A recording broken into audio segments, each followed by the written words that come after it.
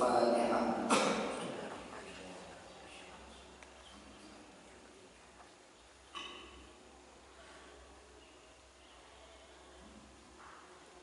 Bismillahirrahmanirrahim. Qala al-musannif rahimahullah ta'ala wa nafa'ana bihi wa bi ulumihi fid dharain amin. Wal kamilu utai wong kang sempurna. Utai wong kang sempurna iku man wong tahaqqaqa kang benerake sapa man utawa kang nakik sapa man, benerake sapa man utawa kang nakik sapa man bijamiha kelawan sekabehane aksa musobri. Aksa musobri, orang yang sempurna itu orang yang bisa melakukan 3 jenis kesabaran itu. Kalau tahu dari musonif afroda bizikri ay ma'anaha tegese serta satemene salat, serta tegese serta satemene salat iku dakhilatul manjing fisobri dalam sabar. Fadhikul khosi mongko utawi fadhikul khosi mongko utawi nutur lafaz kang khusus, nutur lafaz kang khusus badal ami ing dalam sawise lafaz kang umum iku labuda wajib utawa ora kena ora lalu ketuwe fadhikul khos, lalu ketuwe fadhikul khos minan min naktati saking faidah, min naktati saking alam faidah, saking alam faidah.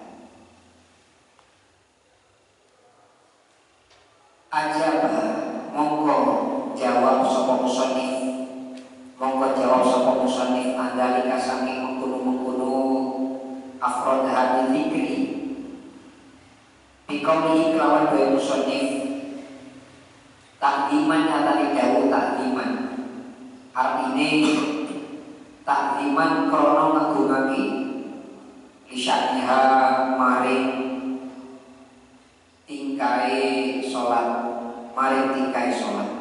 Kauluhu tawi daya musannif takdiman isyatiha ay min haitsu inna sholata tegese saking arah-arah satemene salat, tegese saking arah-arah satemene salat iku jami'atun ngumpulake di anwa'il ibadah di maring pira-pira warnane ibadah utawa maceme ibadah, warnane utawa maceme ibadah. Min tasbihin saking maca tasbih, wa tahlilin lan maca tahlil, wa takbirin lan takbir, wa dzikrin lan zikir, wa sholatin lan maca sholawat ala nabi ngatasi Gusti Kanjeng Nabi sallallahu alaihi wasallam, wa ruku'in lan rukuk, wa sujudin lan sujud. Jadi sholat itu adalah ibadah yang bisa mengumpulkan ibadah-ibadah yang lain. Karena di dalam sholat itu ada tasbih, ada tahlil, ada takbir, ada zikir, dan juga ada pembacaan sholawat disertai dengan rukuk dan sujud. Wafil hadis lagi dalam hadis lama asro di dalam semangsane den lakokake, lama asro di dalam semangsane lama usriya di dalam semangsane den lakokake sapa nabi Gusti Kanjeng Nabi, sapa bihi Gusti Kanjeng Nabi, sapa bihi Gusti Kanjeng Nabi, wa ala ningali sapa Gusti Kanjeng Nabi al malaikatake malaikat iku minhum setengah saking malaikat al qaimu utai wong kang ngadeg la ghaira ora liyane al qaim, la ghaira ora liyane al qaim. Jadi ketika Nabi itu Isra Mi'raj, Nabi itu melihat ada malaikat itu yang ibadahnya hanya berdiri berdiri saja, nggak pernah rukuk, nggak pernah sujud, nggak pernah duduk, berdiri saja. Sampai ribuan tahun berdiri saja. Warotiu lan malaikat tak rukuk, lan malaikat tak rukuk la wajro orang liyane roki ono sing rukuk to sampai ribuan tahun. Wahadalan koyo iki al-qaim la wajro ila iku tamani arep-arep sapa Gusti Kanjeng Nabi, arep-arep sapa Gusti Kanjeng Nabi ibadatan ing ibadah. Tajmahu kamu pulangi apa ibadah, kamu pulangi apa ibadah, ibadatil malaikati, ibadatil malaikati ing kira-kira ibadah malaikat. Karena Nabi melihat malaikat yang ibadahnya seperti tadi itu, sama Nabi itu inginnya dikumpulkan, dijadikan satu dan diberi nama sholat. Fa'urtiya mongko den paringi sapa Gusti Kanjeng Nabi, mongko den paringi sapa Gusti Kanjeng Nabi as-sholata ing sholat. Qauluhu ta'ala dari musannif ila asbahu bil bani iku bil bani tetep kelawan ba wan nun lan nun wa maknaha utawi maknane isbahu utawi maknane isbahu iku hakmu nusahake, iku hakmu nusahake atau menyusahkan, wasyakko lan tegese nusahake, wasyakko lan tegese nusahake apa amrun maksudnya perkara alaihi ing atase Gusti Kanjeng Nabi. Ada beberapa masalah yang membuat Nabi itu susah. Wahada utawi hadis yauma idin dalam nalikane yauma idin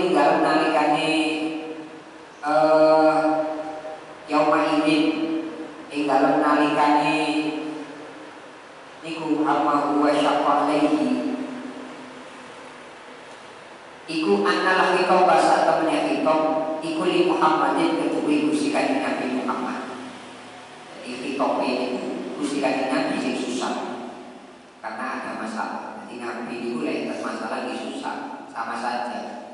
Bukan berarti Nabi itu nggak susah karena masalah, sama kayak kita. Tapi Nabi lek susah itu nggak memperlihatkan ke orang lain. Itu kalau Gusti Kanjeng Nabi seperti itu. Kan di Sahih Muslim itu ada. Ketika Nabi susah, kenapa susahnya Nabi itu tukaran, bukan tukaran saja, nggak sepemahaman dengan Dewi Aisyah. Akhirnya Nabi itu menyendiri di sebuah gubuk sampai berhari-hari Gusti Kanjeng Nabi ada di sebuah gubuk. Jadi Gusti Kanjeng Nabi itu mulai sumpah menyendiri. Ini perlu ditiru oleh kita. Kelas Gusti Kanjeng Nabi itu sih masalah di itu. Kalau naik kelas aku misalnya. Jadi Gusti Kanjeng Nabi itu pernah suatu ketika itu marah, pegel dengan Dewi Aisyah. Nah, karena marah Gusti Kanjeng Nabi itu menyendiri di sebuah gubuk di kebun kurma. Mendengar Gusti Kanjeng Nabi itu menyendiri di kebun kurma. Nah, ini Umar itu ingin bertemu dengan Nabi. Di Sahih Muslim kayak gitu kan. Umar ingin ketemu sama Gusti Kanjeng Nabi. Katanya Umar, Kanjeng Nabi kemana? Di kebun kurma. Akhirnya Umar nyamperin Gusti Kanjeng Nabi yang ada di kebun kurma. Ternyata Gusti Kanjeng Nabi itu ada di atas gubuk kayak rumah panggung kayak gitu. Di bawah gubuk ini ada salah satu sahabat, saya lupa namanya. Beliau itu yang selalu menjaga Nabi. Jadi beliau itu selalu menjaga Nabi. Si Jogol, Khodami Nabi. Umar bertanya kepada sahabat yang ada di bawah ini, Nabi di mana? Di atas. Nabi di mana? Di atas. Boleh nggak aku sowan kepada Nabi? Katanya sahabat yang di bawah ini, maaf aku nggak berani. Tugas saya cuma menjaga, nggak berani mengizini sampai boleh atau tidak sowan ke Gusti Kanjeng. Nah, gitu. Jadi ini Umar ini sowan. Nah ternyata Nabi tahu kalau di luar itu ada Umar.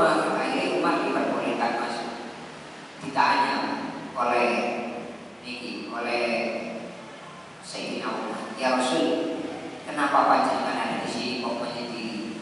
Rasulullah akhirnya bercerita masalah-masalahnya itu bercerita. Umar itu yang kayak solusi itu kastes yo kasar. Umar langsung, Aisyah wani ngelarani jenengan. Umar, Aisyah kok wani ngelarani jenengan. Put, boleh lihat, ngono lek. Umar ini kastes turun. Apa ini? Yang unik, mungkin ini karakternya seperti itu. Karakternya karakter apa namanya? Karakter keras. Selang berapa lama datang Abu Bakar? Ditanya oleh Abu Bakar, nopo Gusti panjenengan kok menyendiri ada di gubuk di kebun? Terus cerita. Setelah cerita, Abu Bakar marah. Padahal Abu Bakar termasuk sahabat yang paling lembut, yang mudah menangis. Ini marah Abu Bakar. Katanya Abu Bakar, kalau memang Aisyah dan minta maaf, kalau memang Aisyah menyakiti hati jenengan, maka saya sebagai ayah dari Aisyah yang akan memukul. Saya akan memukul. Saya sekarang yang akan ke rumah Aisyah. Ternyata sama Nabi gak boleh. Terus kemudian guyon-guyon. Nah ini penting guyon kayak gini. Mesti kan Nabi guyon sama Abu Bakar sama Umar guyon. Setelah guyon agak ada baru Nabi pulang. Gitu. Ini apa yang perlu kita ambil dalam pelajaran hadis di dalam Sahih Muslim. Sampean kalau punya masalah keluar. Maksudnya keluar itu juga boleh maksiat. Kadang kita itu salah kaprah. Metu kudune refleksi sih digoleki sing berbau dosa. Contoh isi arek sing seneng dosa, metu supek golek perkara sing mendem. Kan ngono kan? Utawa golek hiburan sing dipurke wae. Sama karaokean atau apa kan ini kan itu mencari dosa. Tiru Gusti Kanjeng Nabi. Kalau sampai itu punya masalah, pergilah ke tempat yang tenang, tempat yang sunyi, tempat yang tenang dan sunyi. Itu gak harus yang bagus. Sampai ada ambil kadang salah kaprah, refreshing Nabi, nang pantai. Si digoleki si Nabi. Padahal kadang ketika nyampe pantai kita itu gak bisa tenang. Ketenangan itu gak harus pada tempat yang bagus, gitu. Tapi biasanya ketenangan itu akan terdapat pada tempat yang sunyi. Golek objek sing sepi, ya boleh Mas Sofyan, dan sekali-kali nang Sofyan apa nambah bibir itu gak boleh dalam ini. Terus setidaknya sampai menyendiri lah, nyepi, ambil kiri dan ambil dua kayak gitu. Sampai nanti emosimu reda, sampai nanti kamu itu seakan-akan bisa berpikir dewasa. Biasanya wong itu lek marah. Ini hasil survei ya, hasil survei. Orang itu kalau marah selama 5 jam dia tidak akan bisa berpikir normal. 5 jam gak iso pikir normal. Terus pasti emosi kok. Emosi kok kudu kamu tunggu dulu 5 jam. Setelah itu mandi. Setelah mandi kamu diam dulu. Tunggu lagi sampai 2 kali aja. Lek wis reda baru sampai ngomong mempermasalahkan masalah itu dengan kepala dingin itu bisa. Tapi lek kurang itu repot. Kecuali sampai itu memang benar-benar orang yang dewasa, yang pintar meredam amarah seketika. Tapi itu jarang. Seperti itu jarang. Dari sampai lain aku pegel, mending sampai itu metu, gitu, metu. Terus nanti mana kok? Tapi coba itu so. Coba itu so. Boleh itu sangat bakal oleh senang tapi gak boleh tenang. Ya oleh senang toh, tapi gak boleh tenang. Mulai ditambah masalah, gitu. Mulai tambah masalah. Nah itu Gusti Kanjeng Nabi itu seperti itu. Kalau punya masalah, Gusti Kanjeng Nabi senengane khulwah. Khulwah itu menyendiri megol ngangen-ngangen, gitu, ngangen-ngangen. Jadi Gusti Kanjeng Nabi itu menungso. Gusti Kanjeng Nabi jangan tahu magang. Gusti Kanjeng Nabi gak pernah susah, gak pernah sumpah. Menungso Gusti Kanjeng Nabi ini. Karena yang sering saya baca ketika sampai sebelum Lalalan Alfiyah itu kan sudah disebutkan di sana. Muhammadun Basyarun Laisakal Basyari Balua Kaliyakut Balua Kaliyakuti Bainal Kaya. Muhammad Gusti Kanjeng Nabi Muhammad itu Basyarun menungso. Ya podo ya aku bisa ya luwe ya kelas pingin turu, yo pingin guyu, pingin marah, support, yo seneng podo. Baca laisa kal basa, tapi bedo menurut senajan manusia tapi bedo. Bedo ini kaya apa? Bedanya itu seperti halnya kal yakut bainal hajar. Perbedaan Gusti Nabi dengan kita itu sama seperti halnya batu mutiara yang dibandingkan dengan batu-batu kali. Nah, awal ini kan batu kali, batu koral. Batu kali, batu koral ini sama duit 1 juta, itu koral oleh 1 juta, itu koral. Istri dia oleh 1 juta penuh. Tapi yang sama punya uang 1 juta buat beli mutiara atau buat beli batu intan, belum tentu boleh, gitu. Karena batu intan itu kecil, itu harganya sudah belasan juta, bahkan puluhan juta, gitu. Jadi ini podo waktu ini kualitas yang bedo, podo waktu ini kualitas bedo. Aku bisa main ini waktu cor-coran, makanya rai cor-coran. Gusti Kanjeng Nabi ini bukan mutiara, itu Gusti Kanjeng Nabi. Mergolakan satu batu yang kecilnya kayak ujung kuku ini mahal, gitu. Tapi aku bisa main, senajan jadi awalnya gede, senajan mangane banter, yo kan regane, paling banter kok kayak istinja. Apa itu ini paling banter kayak istinja. Itu bermanfaat di syariah. Ketika bermanfaat kayak syariah ya kayak batu cocok-cocokan, kayak batu posekan. Zaman isi waktu itu dikai masuk kali arus semua ini. Jadi jangan berharap kita itu kayak Gusti Kanjeng Nabi. Kita Gusti Kanjeng Nabi jenenge mutiara paling remeh, paling hina itu dibuat cincin. Itu paling jelek dibuat cincin. Kadang dibuat kalung, liontin, kadang disimpan di kotak yang mahal. Lama juga aku sih gak di kotak mahal. Itu kan di kotak mahal. Sebat-sebatnya istinja itu ada 3 istinja. Maka PDW waktu kali kan istinja. Mana ya PDW bagian istinjaan. Ampun.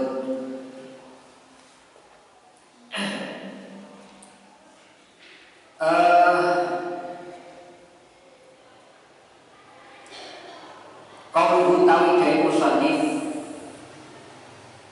syarratu asyarratu ay asyahwata tegese syahwat falmani mongko utawi kang nikah falmani mongko utawi kang nikah lahu maring Yahudi minal iman saking Muhammad saking minal iman saking iman bi Muhammadin kelawan Gusti Kanjeng Nabi Muhammad iku asyahwat syahwat wal kibru lan sombong. Walaupun bulan sombong. Kenapa sih Yahudi itu kok gak mau menerima Nabi sebagai nabinya? Karena Yahudi itu adalah orang yang memiliki sifat sombong dan gengsi. Syahwat itu bisa diartikan gengsi. Gengsi ini gengsi.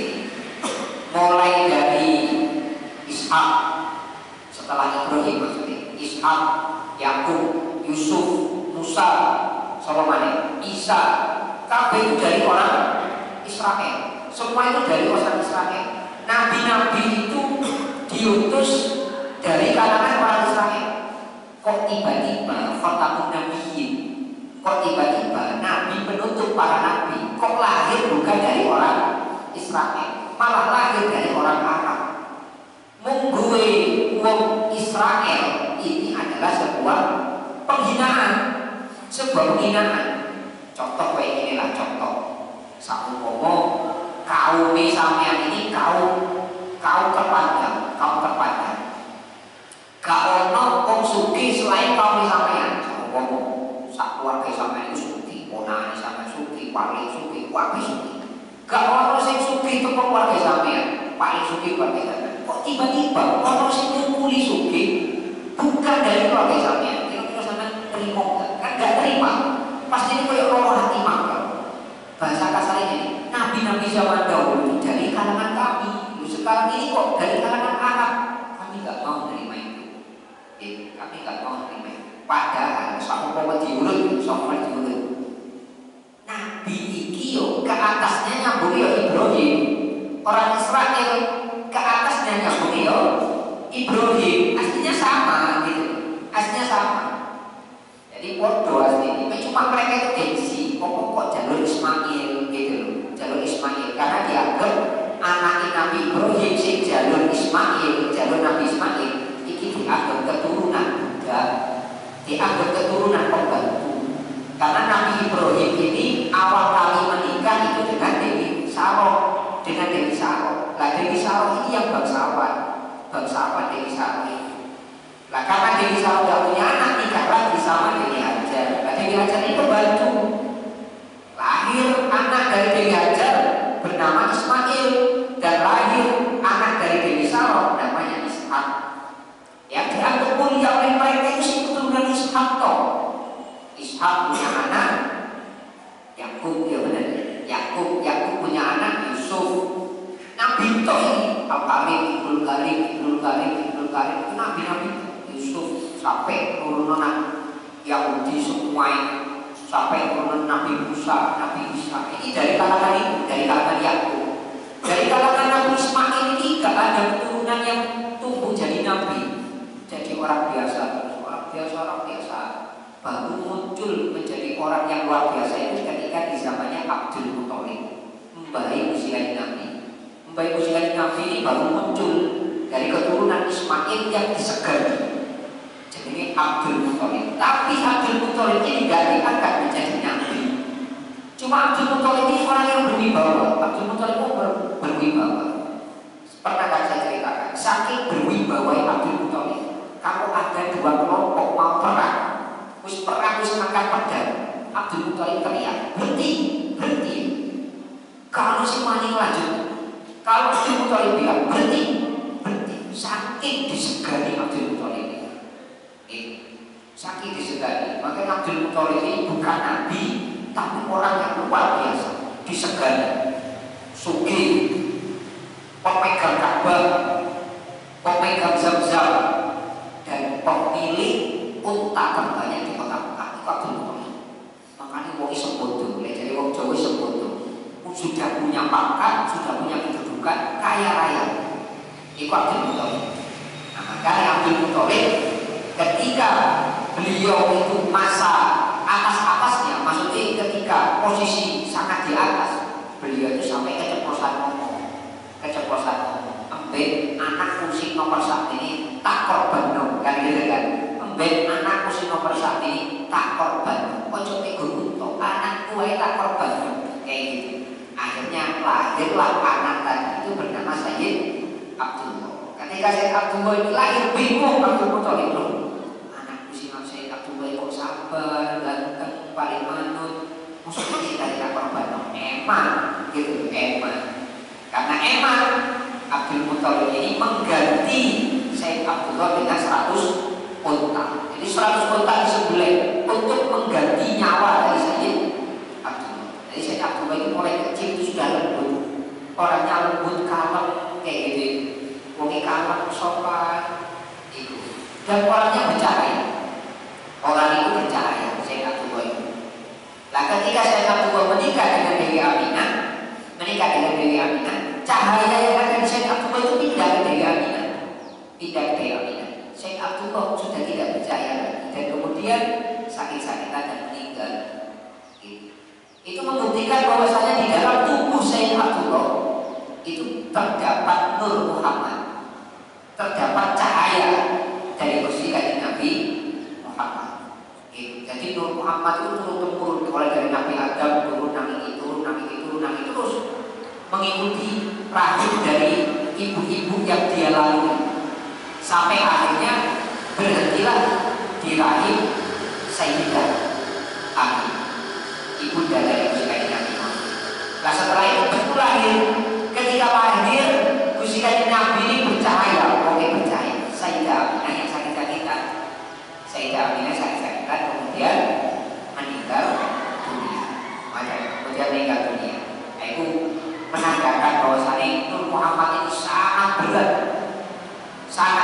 Ya hanya orang-orang pilihan yang bisa membawa Nur Muhammad ini.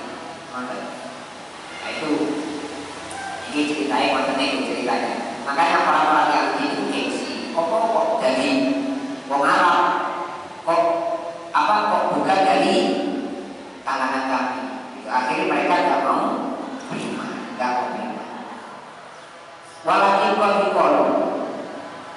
Lah tetapi teman-teman den ucapake apa innal kafir sadamane wong kafir iku layasiku ora sah minggu saking kafir apa saumun poso wala sholat lan ora sholat ataya kulusi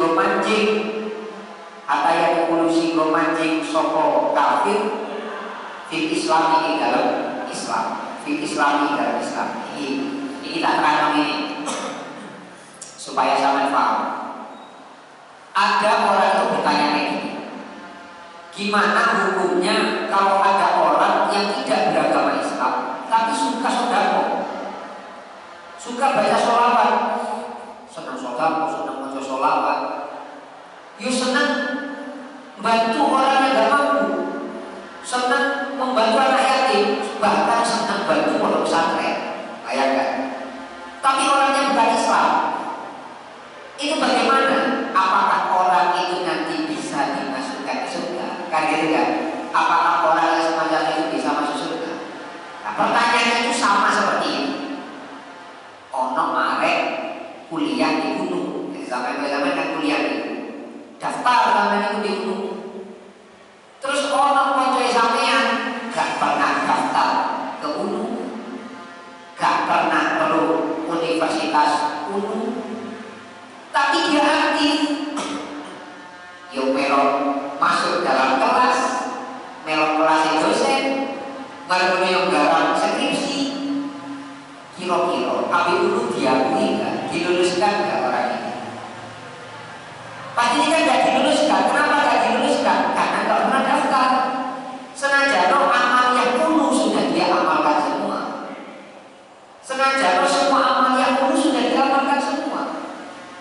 Sekolah masuk terus, dalam soal sampai apa jadi skripsi dalam skripsi sama KKN kalau KKN. Tapi dia itu dari awal nggak pernah daftar ke kira-kira sama dulu dikasih ijazah apa?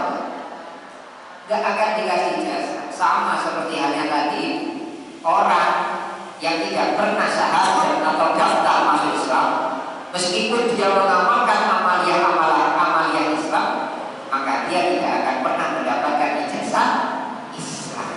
Gitu. Dia tidak akan pernah mendapatkan ijazah. Bahasa kasarnya orang tersebut tidak akan pernah mendapatkan pahala masuk ke dalam surga. Karena belum daftar kok ada ijazah. Gitu. Ingin masuk surga didaftar dengan cara apa daftarnya? Dengan cara membaca syahadat, dengan cara membaca bahasa. Maka di sini dikatakan layasihu min usaw wala sholat hatta yadkhulu fil Islam. Wong kafir itu gak kira diterima posoe, yo gak diterima sholatnya sampai orang kafir itu masuk agama Islam. Fama itu apa? Makna amrihim utawi maknani perintah kufar, utawi maknani perintah kufar. Bila jika kelawan gunung-gunung manggur minal dikuau manggur minal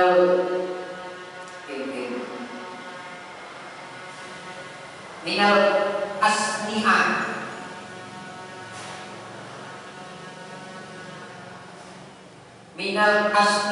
bisobri manggur minal asni'ah bisobri. Arti Jawa ini makbul perkara kang diterangaken tentang sabar. Uji bang buat jawab apa soal. Uji bang buat jawab apa soal.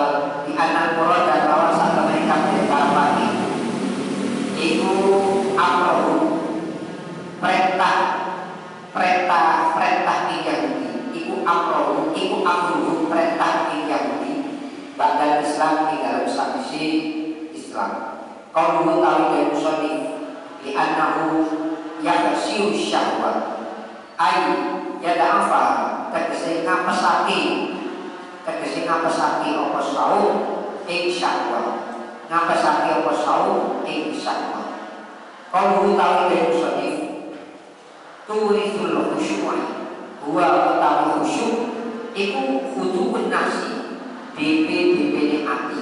Dan yang disebut dengan khusyuk itu adalah merendahkan atau menekan ego dari hati.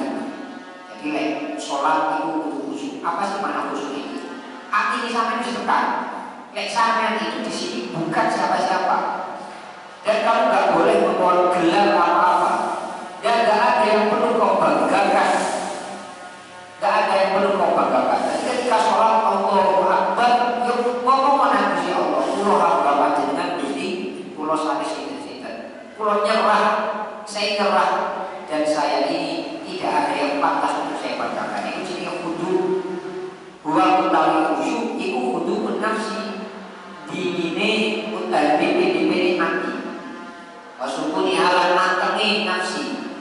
Lan mantengi nafsi taktal qadiri ing dalam ngisore piro-piro pastene Gusti Allah. Ing dalam ngisore piro-piro pastene Gusti Allah. Qaulu ta'ala musannif sakila iku kala ngendika sapa Allah taala wa idza qum ila sholati qum kasari al ayata ay ikra al ayat wallahu a'lam bishawab.